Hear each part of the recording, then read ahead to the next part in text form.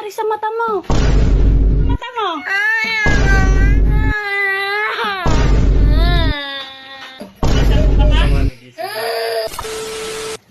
Hi guys! So ngayon, mayroon naman tayo naisip na gagawing kalokohan.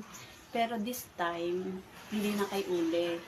Kasi medyo namamalmaan na yung asawa ko sa mga ginagawang kalokohan sa kanya. So this time, hindi muna tayo gaganti sa kanya. Kasi sa anak ko, meron akong ganyang kalokohan kay Tutoy. So para din naman to sa kanya kasi napapansin ko medyo na bibili na naman siya sa mag-cellphone. Ayoko napababad siya sa cellphone. So, may gagawin akong kalokohan, pero makakabuti rin to sa kanya para siya matigil na mag-cellphone. So, samahan niyo ako sa gagawin natin mamaya kay Tutoy. So, ngayon natutulog siya.